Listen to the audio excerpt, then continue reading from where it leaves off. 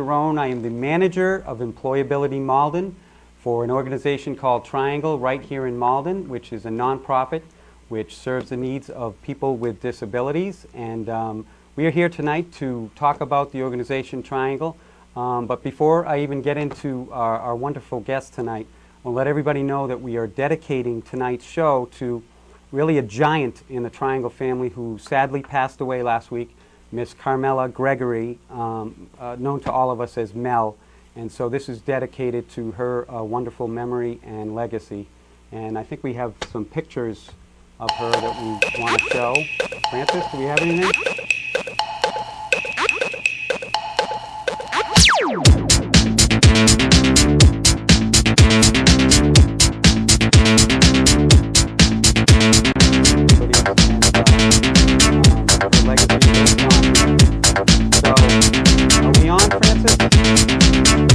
Live TV.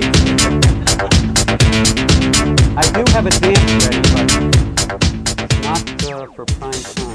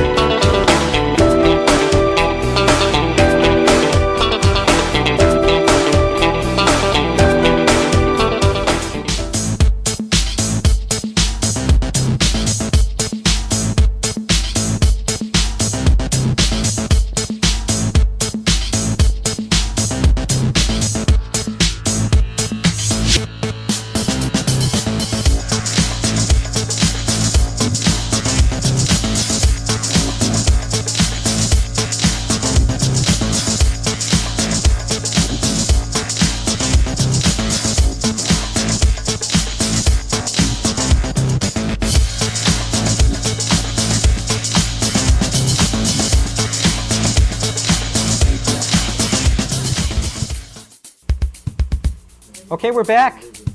We're back. So I guess we let off with our wonderful introduction to Triangle Video, and that works. You know, started the whole show. That was actually done by Ablevision, which is one of the programs we're going to be highlighting tonight. But without further ado, why don't I introduce our guest tonight? To my far left, actually, is my co-host for the evening, Senior Director of Development for Triangle, Miss Karen Salhaney. Karen.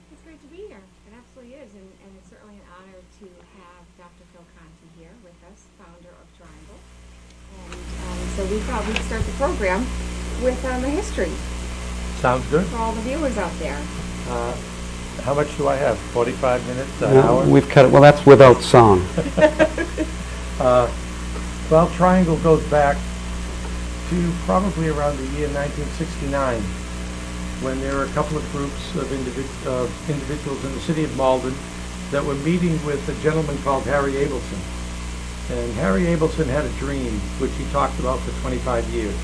And that dream was that we should have a sheltered workshop for retarded clients in the city of Malden, and that's the terminology that was used at that time. And Harry talked about it and talked about it and talked about it, never could get anything off the ground. And then all of a sudden, he met some individuals and they developed a coordinating committee for the retarded, which is the terminology that they use, involving 17 community organizations. And this was going to be a fundraising organization because the decision was made that number one, they needed money, and number two, they needed a facility. The Malden League for Exceptional Children was another organization, and Harry belonged to both of these. And I kept receiving mail from both of these organizations to attend these meetings, and I kept pitching it in the circular file. And in March of 1970, I decided to go find out what they kept asking me to come and listen to. And I thought I could throw this away and go on with my life. Were you practicing at the time? I was practicing, actively practicing dentistry. Mm-hmm. And I was a member of the Malden JCs, yeah. And I was receiving this material as the medical director for the Malden JC. I attended the two meetings, and they both said we need a facility and we need the money, and we have been raising money, and I think at the time they had maybe $1,000 that they had raised with 17 organizations. I went back to the JCs and I made my report of what these two meetings were all about. And the same evening, one of the JCs named Larry DiGiamarino showed up and made a report that there was a church in the city of Malden, the Linden Congregational Church, which was no longer going to be a church. They were selling the building. They were going to sell the parsonage with it. And why couldn't the JCs buy this building and do something in the city of Malden? Mm-hmm. And at the time, we were thinking about a community center, youth center, that kind of thing.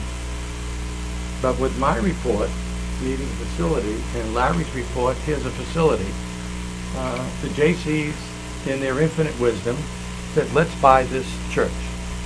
Now, we had no money. I think we had $500 in the bank. They wanted $25,000 for the property at that time. We went into Malden Cooperative Bank.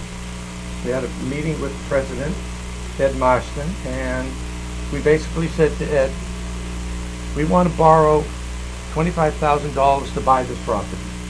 We don't have any money to pay for down payment. We're not sure how we're going to even pay the mortgage. And we'd like 110% mortgage because we need money to renovate the building. What a concept at that time, huh? And I'm waiting for him to throw me out of the bank. And Ed says, okay. Isn't that amazing? Which I'm not usually at a loss for words, but I didn't know what to follow it up at. And so he gave us the money. The JCs renovated the building. The coordinating committee continued to raise funds. And around the spring of 1970, we decided that this was going to be an ongoing project. And let's develop a board that's going to be running this organization. No, Dr. Phil, is this when it was considered Project Triangle? No, not yet. Okay. At this time, we had no name. We just had no money. A building that was in real serious. Right, need renovations and everything. Unbelievable. Yeah, right. We were fighting pigeons for space. Broken windows. It was really a mess. And so we decided to try and set up a board of directors. And I chose 7 categories. I thought the coordinating committee covering 17 organizations should probably have 2 representatives from the board. John Fiella and Joe DeVincentis were on the board. The League for Exceptional Children had been working with individuals, in the exceptional individuals for years. And I thought they should have a representative, and Major Smith was the representative for them. We had the Tri-City Mental Health Center. I thought if we were going to be in this kind of a business, we should have an affiliation with the Tri-City Mental Health Center where they had the expertise if we had medical issues with some of the clients that we might have. And right. So that's how we decided to add them. And Dr. Ronnie Goffstein represented them. We did get a member from the bank, Fred Downey, I thought we should have somebody from the bank that held the mortgage. So if we couldn't make the mortgage payment, You have that fiscal we manager. had a little edge there. And then Mel Gregory represented the Chamber of Commerce, and that made a lot of sense. Chamber of Commerce, number one, was involved in helping to donate money. But the other thing that the Chamber of Commerce is a possibility for jobs for our clients after they got trained. Right. And so that made sense to have somebody from the Chamber as a liaison person, and Mel Gregory was an unbelievable liaison person. And then I represented the JCs, who were the owners of the property. I must say, just as an aside, I used to tease Mel all the time and called her our token woman, because it was all men on the board and Mel. But if anybody knows Mel, she was never a token No, anything. no. And the one thing that was great about Mel was, if she thought something, you heard it. Straight as she thought it. There was no fancy, no lily white, clean it up. She let you hear it exactly as she thought. And you knew exactly where she stood. And it was great having somebody like that on the board. And I think all of the members of the board were very straight in terms of what we felt was important and what we had to do in the community. We didn't want to have this go on for another 25 years of Harry talking about it and not having something come up. And so we opened our program in May of 1971. We had $8,000 in the bank. We had 5 clients, 1 paid employee, and a host of volunteers. And when we opened in the church, we had aspirations of growing. We had no idea how fast it was going to grow. And how many were you serving at that time? 5. Just the 5. 5 clients, 1 paid employee. We hired him for $11,000 a year, and we only had $8,000 in the bank. And we met in Mel's living room to interview him, and we told him that night, we don't have enough money to pay your salary for the year. So one of the first things you better do is do some fundraising, or you won't get paid for the year. And basically, that's how we started. And within a very short period of time, we were outgrowing the church. From 1971 to about 1978. We basically, in the last couple of years, probably, the city probably had to turn their eyes away from what we were doing, because we had exceeded the occupancy permit with the number of people that we had. That's a great news, clearly. And that's when we decided to go into the first fundraiser, and that was to build a facility, and it was about 26,000 square foot facility, which was on Commercial Street, right across from Pianadelski, and that was our first building that we built. But it's amazing how fast Triangle grew, because within a matter of 5 years, we'd outstripped that building. And we were now renting from 2 or 3 other buildings on Commercial Street. We then ended up renting space from the Beth Israel West Synagogue. And it got to a point where the Beth Israel Synagogue only occupied the sanctuary. We virtually rented the rest of the entire facility. And then when did you get to Pearl Street? We didn't get into Pearl Street Broke ground, until which the is the 90s. Because when we outgrew everything on Commercial Street, we then said we would have to have another fundraiser and build another building. We bought the last property that the Congress Rubber Company, they had been selling off parcels there. There was a strip mall that they had sold land to. We got the last piece of property, and we put up a 100,000 square foot building, which is where Triangle's headquarters is right now. So from 1990 to say the 2000, what sort of programs were available at that time? We basically had started out with a lot of collating programs, and we were doing packaging, We did not have any manufacturing programs at all at that point. We did start to, Stan Black, one of our early board members, had been pushing an idea for a wood shop. He said that there was definitely a market for selling wood products. And he kept pushing it, and finally we did get the wood shop developed and built. And it was probably one of the best PR opportunities the Triangle ever had. Thinking at that time. Oh, yeah. Absolutely. So it's amazing that here we are in in the 90s, and then we hit the year 2000, and again we're still there at 420 Pearl Street, which we're just with that 100,000 square feet. We've pared down the size, and yet our programs and services have grown exponentially since Oh, then. sure. I think about just when Mike Rodricks, our CEO, had arrived in 2001, he became the CEO and just took that, at the time, in 2000, not just the one staff, but moved into 55 staff at the time, serving 350 people. And now we look to where we are another 13 years later, and we have over 120 or 30 employees, and now we're serving 3,000. So it really is, isn't it, gentlemen, the incredible advancements that we've made, not only from the program side, but also the services that we provide. I'm always just so proud, and I know that you both will agree with all those programs and services that we do offer. And I'm thinking just now about even just the residential side of our organization.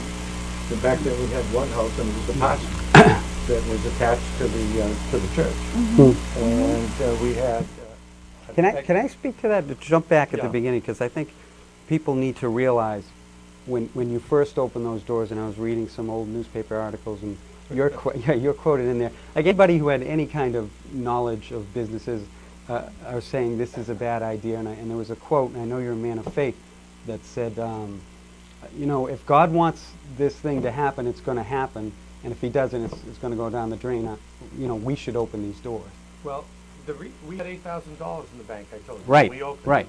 The quote-unquote expert from the state came in, a woman named Jean Schiffmacher. And she came in and told us, if you don't have $35,000 in the bank to back you up, because the state is always behind in their payment, Right. that you will not be able to make this a go. You will go down the tube. And it took us 2 years to raise the $8,000. $6,000 the first year, $2,000 the second. And I said, at the direction we're going, we'll be talking for another 25 years with Harry about doing something, and we'll never get it off the ground. And that's when I made that quote that you just said. Yeah. I have always felt that I didn't want to go to those meetings. But there was a voice that told me, you've got to go to the meetings and get that cleared up. And I thought I was going to go to get rid of it. That wasn't your wife. It was a. No, it was the boss. Okay. The big boss. Want to clear? We consistently have a conversation going. Not always the way I'd like it, but I still have to listen to the directions that I get. And I've always felt that I was put in a place for a reason. I don't think it was just coincidence. And something that I wanted to get rid of became a part of my life for what? Almost 45 years now. Yeah. Triangle's been open for 42, and Yeah. I started at And how many years have you been married? 54. Okay, so that's pretty quite impressive. There were many. 55 this year. There were many coincidences along the way. The fire that happened. It seems like you're. Well, should I explain? Absolutely, the I love that story. fire? My daughter woke me up on a Friday morning and said, Dad, I think you better get down to the old Triangle building. I think it's on fire. and I threw on a pair of pants, hustled down, and that beautiful wooden structure, and it was like a piece of tinder, burning right down to the ground. I watched as the bell in the tower came down, but there was so much crap underneath that it cushioned the bell, and the bell never broke. And the J.C.'s eventually donated that bell to the St. Not St. Paul's, it's St. Luke's Church, right around the corner from where Triangle is, in Linden Square. It was an Episcopal church, and they had it on their lawn until they went out of business just shortly, and they gave the bell. It's now residing in the church, Episcopal Church in Saugus. And the Episcopal diocese said that if that church ever goes out, they are already aware of who the bell belongs to. It will be given back to Triangle. So that church bell will go back. But that church burned down.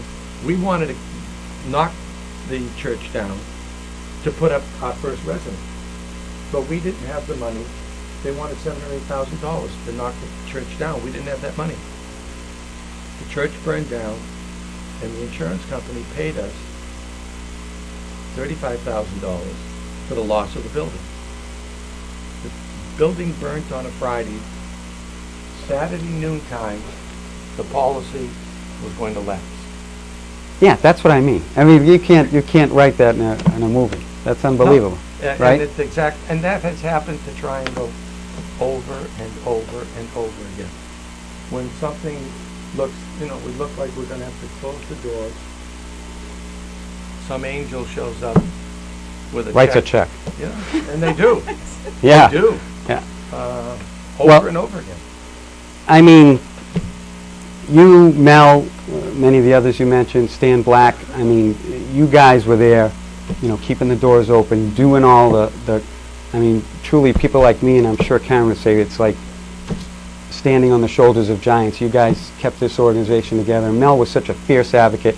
I was reading I do have clearance now at Triangle, I was reading old meeting minutes from the 70s, and she is just all over writing letters to lawyers and judges, and it was recently as 2 weeks ago in the board meeting. She said, I'm calling this person, and they're going to give you a job, and she's just fiery right to the end. So it's quite She's always been like that. Yeah, quite an example for all of us. Before we sort of close up the historical piece of Triangle, share with the audience of how Project Triangle sort of when that came to be, and then the formation of Triangle itself in the communities. I always think that's a great little story. The JCs are an organization of young men, 21 to age 35, and their basic function is to train young men to become leaders in the community. And the idea was, when you became 35, when you arrived at your 36th birthday, the JCs basically kicked you out of the organization and called you an exhausted rooster. And at that point, you were supposed to join those old organizations, the old folks like Rotary, Kiwanis, Lions. Those were the old groups. And of course, we didn't have to worry about joining Zonta because it was an all-girl organization at that time. There were no women allowed. It became co-ed many years later. But when we had it, it was just young men, and we had a small group. At the time that we opened Triangle, we basically buying the building, all of the renovations. Some of the men periodically had served on the board, like Bob Tenaglia. But we had 12 active members. Yeah. And the Massachusetts JC told us that we could not function with only 12 members. I think it was either 20 or 25 was the minimum that you had to have to be any kind of organization that was going to be able to be, what was the term they used, functional or beneficial to the community. We were the only JC organization that owned their own property, that including the state JC. Yeah. We were the only ones that started a program like Triangle that 42 years later, has grown to what it is. And they basically told us, you can't be effective in the community, so we're going to pull your charter and close you up as an organization. Well, when they did that, what Triangle was occupying both of our properties. The J.C. turned over all the property to Triangle. So Triangle was the beneficiary of what the J.C.'s owned at that time. We passed it all on to Triangle, and basically the J.C.'s continued. Bob Tenalia, myself, the Chopless brothers, the Shopmans, we continued to function working with Triangle. The fact that some individuals said if you only have 12 you can't be effective. As a matter of fact, I made a comment at the state meeting. Maybe I shouldn't say something like this, but I did. I said, you know, it's a good thing that you guys weren't around 2,000 years ago, because you would have told Jesus Christ with only 12 men you can't be effective. And you would have tried to shut him down too. Good point. Wow. Good way to end. It's always good to end with Jesus. It's a Yeah, absolutely. Dr. Conti, it's been such a privilege and a pleasure to have you on to reflect on certainly Mel and the history of Triangle. My pleasure. It's been my treat. And don't be a stranger, and we'll see you at the golf tournament, right? Definitely. As long as you don't watch how poor I play. You're a very good golfer. Not really. All right, thank you for coming. All right, we have many Thank more you. guests coming up, so we'll be right back in a couple of minutes. Stay tuned. Don't go away.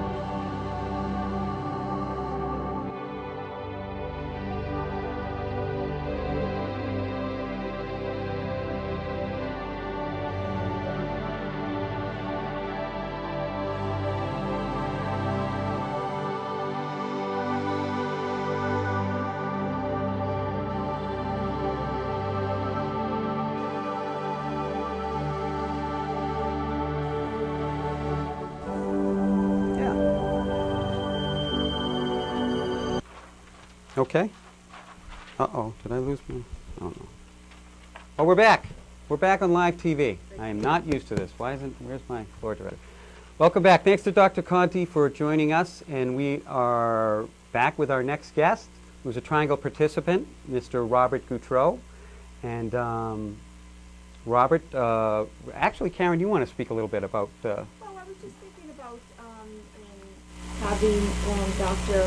Conti here and sort of sharing all the importance of the history and where we've come, particularly over the last 10 years. I mean, that our focus has really been on career services. And so, which is why we have you here this evening, because you're a real success story.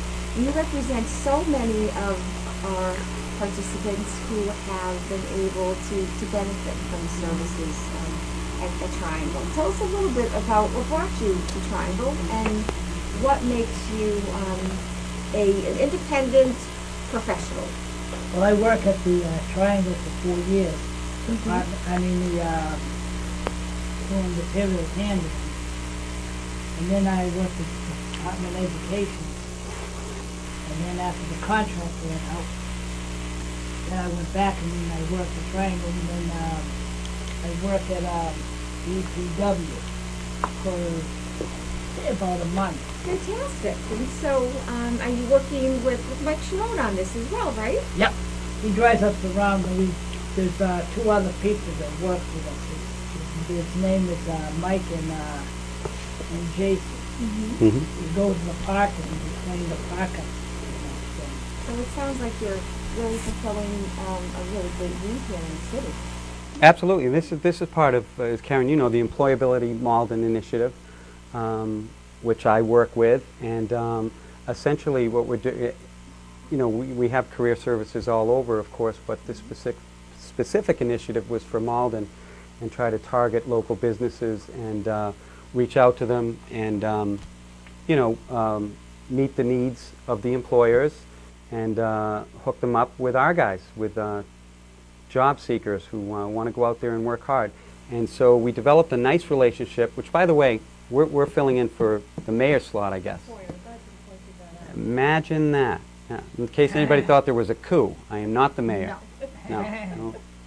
I think he had some other event tonight. But anyway, so we're very appreciative of that, and he let us obviously focus on Triangle. But speaking to that, he stepped up again with this initiative and hired 3 of our guys, and Bobby's one of them with the DPW. And Bobby Knox, the director over there at the DPW, has been tremendous. Ronnie Zanazzo, of course, Karen Hayes from the office were all instrumental. And it's just been working out great, huh, Bob? Just don't tell him that I nap during the day. I am actually... No, you don't. No, I don't. No, you don't. We're on live TV. Could ruin me. I love how, you know, connecting a qualified candidate with a successful business, and really finding a really great match. And the police here, that match was with you and the city of Malden. Well, there's going to be other people that want to try this too. DPW, and I'm sure there's going to be a lot more people.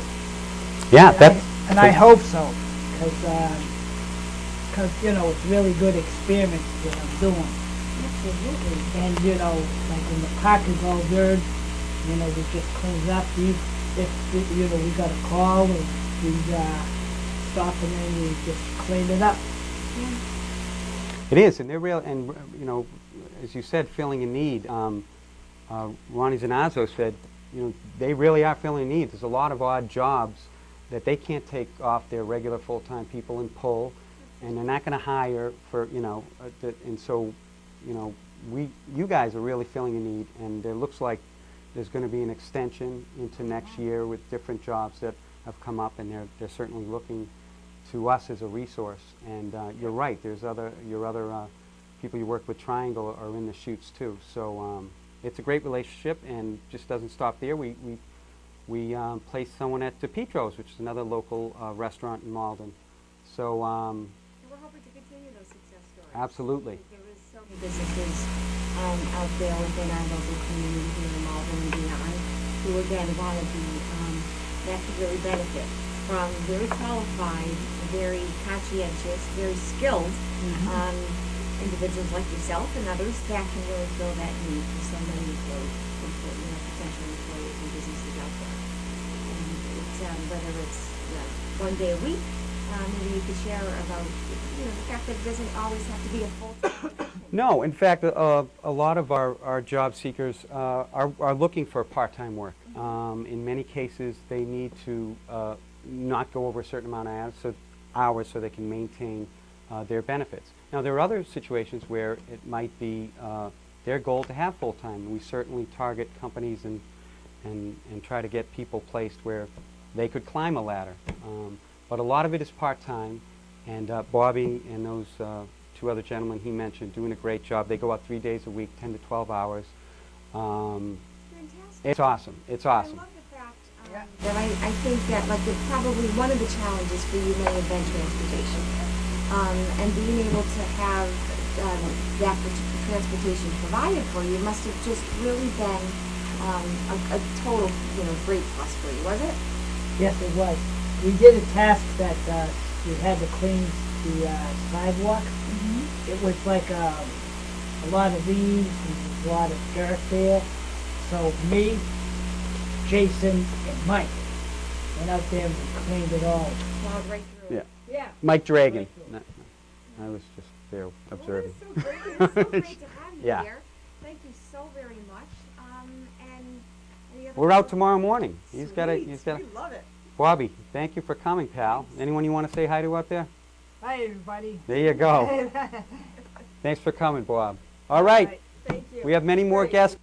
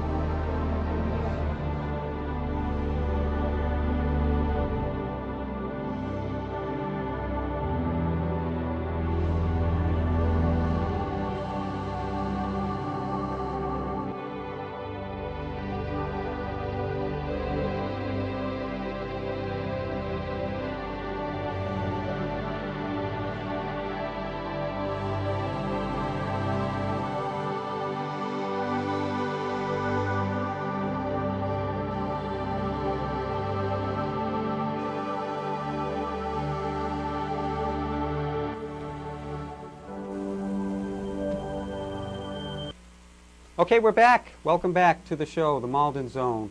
And we are here with our next guest. By the way, Karen Salhaney's just off to my right. She will be back with us shortly, so don't worry about that. We are here with executive producer of Ablevision, Elisa Carboni, and Ablevision member, Triangle participant, Christine Radaka. Welcome.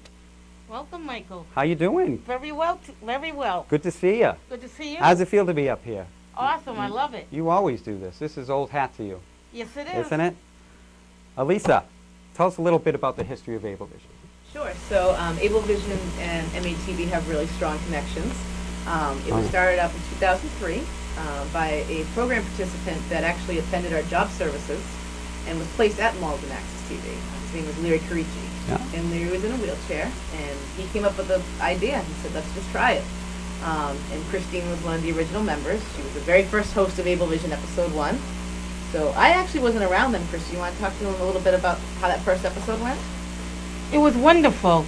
The first episode was about blindness, Oh. about some vacations, and you work hard for your money. What? You talking to me or just in general? In general. Oh, okay. I was around back then. I remember that. That was a great. Well, you came on a little later. Yeah, I came on for the second episode. I was actually working at Malden Access at the time. Oh, that's right. That's right. And I filmed the premiere, and I was like, wow, this is a really awesome program. And they were looking for somebody to keep it going. So I came on part-time then, and then full-time a couple of years later. Awesome. Haven't looked back. Christine, what are some of the shoots that you've been on? And what are some of your favorite ones? I've been to Brian Williams. I interviewed him in New York. Oh, the big NBC. Yes, I went Wow. to Pierce Park. Awesome. I interviewed Kevin James. That was my very, very favorite shoot. That was awesome. 2008, I went to Washington, D.C. to pick up the hometown award because we won that award in 2008. In 2012, I went to JetBlue Park. I enjoyed that. Wow. You guys have won a lot of awards, right? Travel, yes. We've won the National Hometown Video Awards 5 years in a row. Going for 6 this Incredible. year. Yeah, so it's been really exciting. It's really great that people respond to the programming and that, respond to the voices of people with disabilities. That's really important and a need that really needs to be filled. With the show itself, what's the format of the show for the people that aren't familiar? Sure, so it's a half-hour show, kind of like a 60 Minutes. There's usually 3 segments, and these guys pick the topics. So it could be about people with disabilities, it could be general interest. They've done a couple of fictional pieces, music videos, news, really anything that they're interested in. We cover events all around Malden, actually all around the state, really. And we just, anything they're interested in, we'll do. So each crew member has a different role in Yes. in the production. Yes, so it's all completely run by the crew. Right. So someone does the camera, somebody is in front of the camera, somebody does the headphones, does the directing. We have a couple of participants that do the photography. There's some that do post-production editing. There's some that host the show. There's some that write scripts, do the cue cards. So they're involved with it in all stages. And as I mentioned at the top, that introduction video we shown, that was produced by Ablevision, Yes. correct? Yep. Understood. Yep. So we do also events for Triangle as well. Right. So we're like the media branch of Triangle, and it's been a really good, fun ride. When the crew, when someone joins, or you have a lot more members than, Oh, I mean, yes. it's always growing. Yes. Do they go through a training process? Yes. Is that how so that? they're placed in a production group. We Right. have 6 production groups, and there's 7 production groups. One that comes here to MATV and works the studio upstairs. And yes, and they receive training. Actually, they receive a lot of training from the veteran members. Oh, right. So they're usually paired up with somebody who's been in the program for a while. Yep. And they'll show them how to put the tripods together, put the cameras together, load the tapes, that type of thing. So they learn really by doing. We're very much a sink or swim type of person. Just throw them in.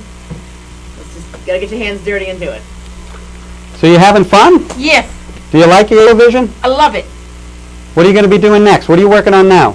Right now, we're going to see if we can go to Butterfly Place. Oh, okay.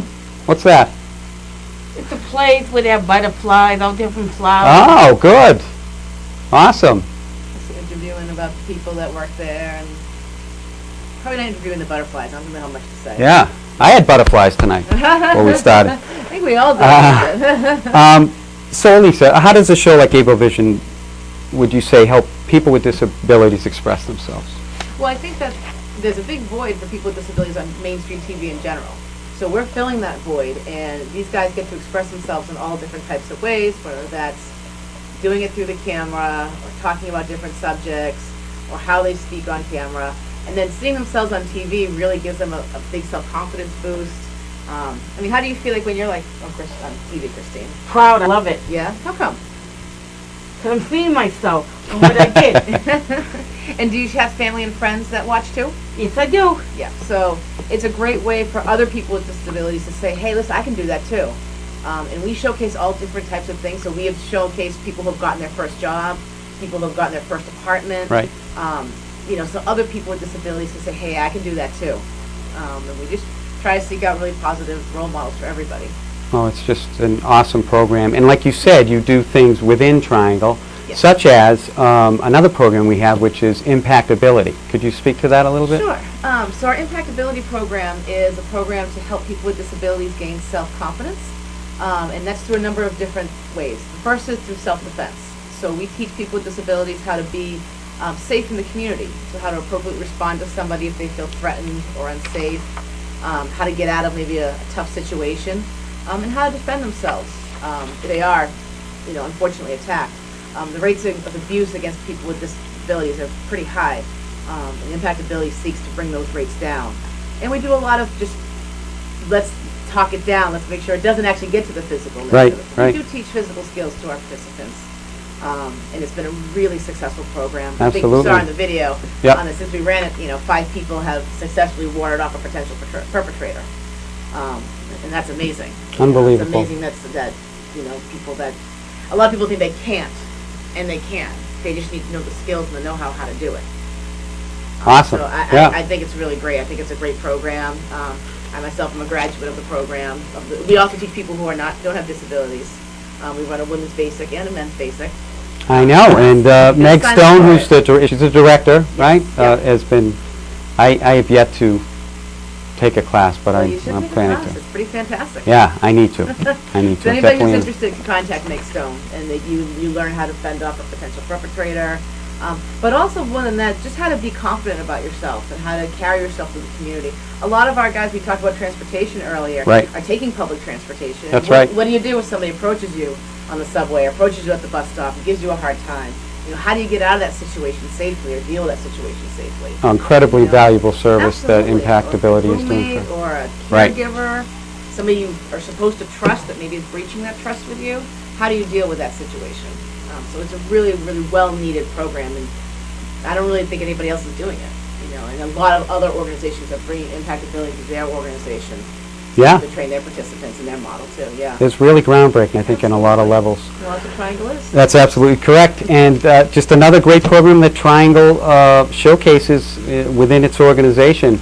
And I want to thank you, Elisa, for coming on to talk about Able Vision. And you, Christina, thank you so much for coming on. My pleasure. It was great to see you. And See you too. I'll probably see you tomorrow at work, right? Yep. Absolutely. Everybody's seen Christine. She's a Malden resident. Oh, right. And That's right. and she's been to many, many Malden events, And many she's on- Malden Able Vision, made Malden Triangle events. So Yep. you've seen this face probably a million times, Absolutely. right? I'm glad I do. Me too. Thanks for coming, guys. My All- pleasure. Thank All you. right, we got one more guest.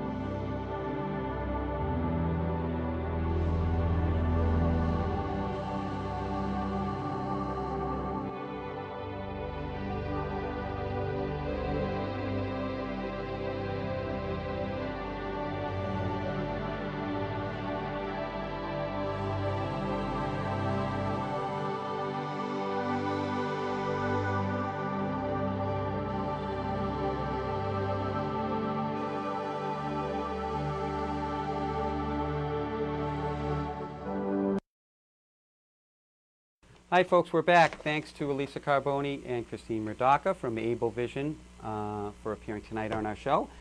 And here we go. We're in the final stretch with another great program to highlight, which is called EPIC. And I am here with, to my far left, the Executive Director of EPIC, Mr. Jeff LaFata, and one of his service warriors, Isaiah Rivera. Did I get that right? Yeah. Welcome, gentlemen. Thank you. Thank you. Great to have you here. So Jeff, tell us a little about the history of the programs of EPIC. What does EPIC stand for? So EPIC stands for Empowering People for Inclusive Communities. And I started EPIC back in the beginning of 2011. And what we do is we do leadership development and community service programs for youth with disabilities. So it started because I've been working in the disability field for about 10 or so years, and outside of my work was volunteering for youth programs. I noticed that youth programs that focused on leadership had no youth with disabilities. And so they weren't getting this opportunity to lead, they weren't getting an opportunity to serve, and no one else was ready to do it. So I started EPIC to give these young leaders a chance to get out into the community and to serve and to lead and to show what they were made of. Wow.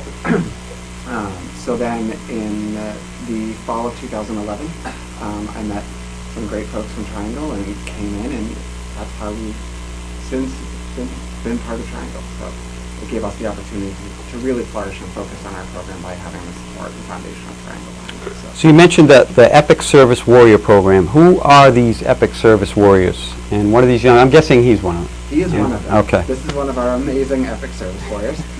So EPIC Service Warriors is a one-year leadership development program where these young people between the ages of 16 and 23 with any type of disability apply and interview to be part of this program. And for 1 year, they take part in different service projects around the greater Boston area, from feeding the homeless to cleaning up parks, and through each project learning new skills to help them in the future and to help them get jobs and find skills that will help them for whatever their goals are in the future. Tremendous. So Isaiah, what made you join this program? Me join, tell my community, Mm-hmm. and to show people, maybe if I'm at a park cleaning it up and somebody walks by and sees me clean that up, or sees anybody, I guess somebody in the wheelchair would be more apparent, but if somebody asks me what am I doing, I'll tell them, I have a disability and I could still clean up this park. Yeah. Just because you have a disability doesn't mean you're supposed to be sitting home being lazy. I think a lot of people should hear that, so, and it's a great opportunity on my community, Absolutely. I have a lot of time on my hands. So not anymore. So you're cleaning parks. What are some other projects that you've been involved with, the Service Warriors? We did an activity with the group. It's called the ropes course, and we get on this big rope off probably a 20-foot tree. We strap this thing on and we fly in there. But we trust the people that are helping us, but then I can let go of the cord, obviously. And we trust the service warriors are also helping us pulling it to pull seat higher. So, a lot of trust is involved in this. Because if we don't trust each other, it's not going to work. Well, let me just say there's no one in my life that I trust that much, that I would do that. Number one. No, that's... So no, yeah, that's... In addition to the service days, we do leadership development days, so where they're learning about teamwork and working together, or they're going Oh, to absolutely. Boston and Yeah. learning about political literacy, so it's a chance for them to take on other things besides just service. Right. Jeff, what positive outcomes have you seen as a result of the Service Warrior program? I've seen amazing outcomes. There's two areas for me. One is the service warriors themselves, so our graduates of the program. We see them grow and flourish. They've all reported having a better self-view of themselves and their disability and what it means to be a person with a disability. They all know about resources in the greater Boston area for them now, and they learn about their abilities. And I think the other flip side is for the community. Isaiah was talking about being able to tell people, I may have a disability, but I can serve. And I think that's really important. The community is so used to serving people with disabilities that we're now saying these young people can serve people. So it has a great impact for the image of young people with disabilities. Absolutely. Now, how does it make you feel? You're inspiring people out there. You do know that, don't you? Now I do. Yeah? Makes you feel good? Makes me feel real good. Makes me feel, You're accomplishing things, you're achieving things. yeah, it makes me feel like it's worth it. Absolutely. You're inspiring other people Yeah. to not sit and waste their time, right? Yeah, Make a hopefully- difference. Yeah, hopefully it works, but Yeah, oh sure, of course it works. Jeff, we also know that Epic and the Service Warriors played a large role in Triangle's Accessible Icon project. Could you speak a little bit about that? Yep, so Triangle's Accessible Icon project is a project to take the traditional, what people call the handicap parking symbol, and transform it into a more empowering view of accessibility and people with disabilities. So this is the new image that we are now using. And the Service Warriors have worked to help repaint spots around the Boston area. But this is being picked up everywhere. So it's in the spots at Triangle, but it's also for companies like Talbot's. The city of Malden is working to slowly roll this out. New York City is looking to slowly roll this out. So this is being picked up. We found out it's now being used in India at a hospital. So this project is having worldwide effect right now. So you must be pretty excited about that. It's pretty amazing. Yeah. It's pretty epic, if you will. Yeah. That's awesome. Yeah. It's just expanding like that, and I mean, a great idea is a great idea, Yeah. And the right idea. Well, guys, this was it's been awesome that you came on to talk about Epic. You're going to continue in the Service Warrior program, Isaiah? Yeah. Yeah. Is there a tenure? I mean, do they? So they do it for 1 year, Okay. and then they can apply to come back for a second year as a service leader, where they serve as a peer leader and help the staff run the program. So Isaiah is only into month 3 of his year. Okay. So he still has. You got a ways to go. Yeah. Well, thank you so much for coming on and sharing all that Epic does. Thanks Jeff, very great much. to see you. Good luck, best of luck. And actually, we're going to come back with a final segment with my co-host Karen Salhaney, so we'll be back in 2 minutes.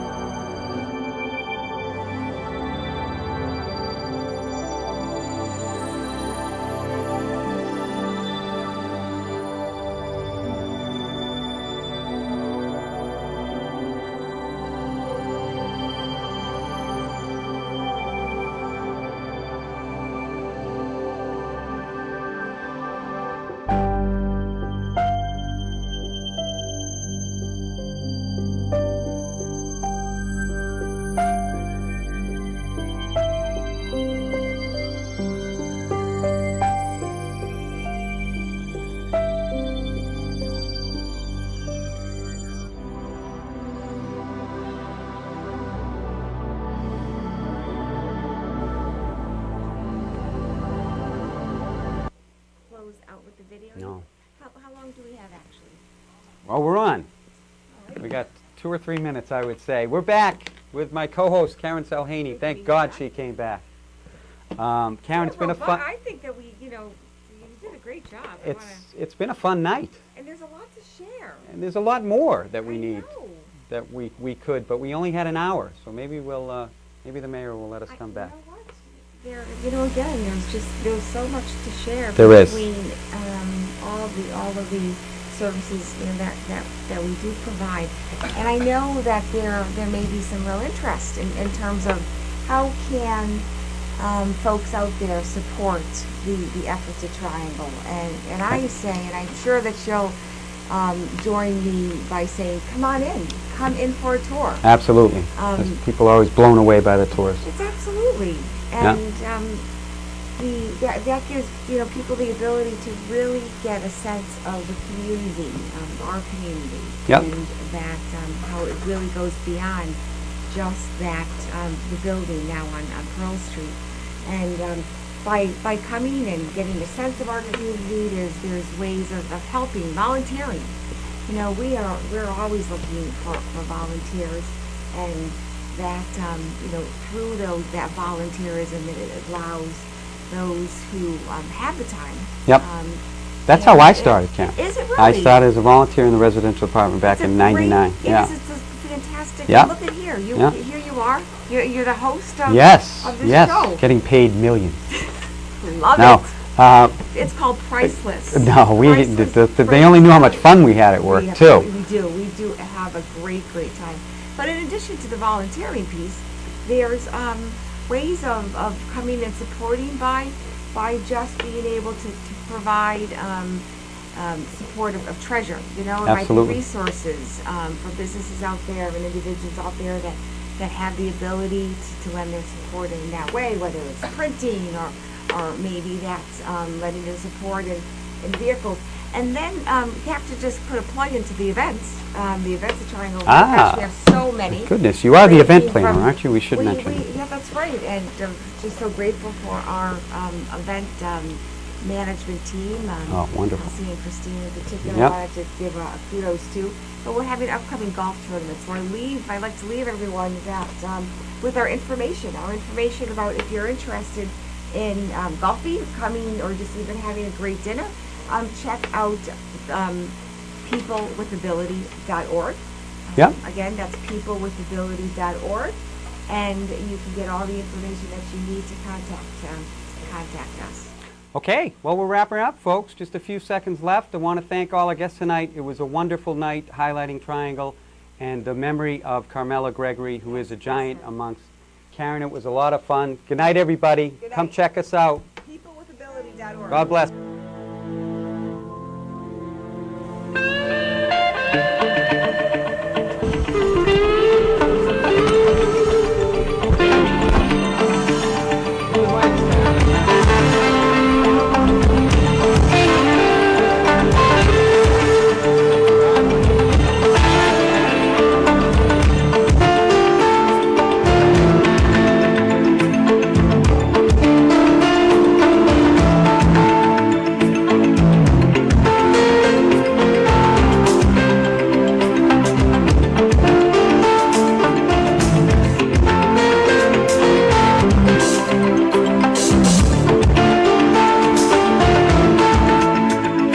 Hey you, get out of the dock and into the zone.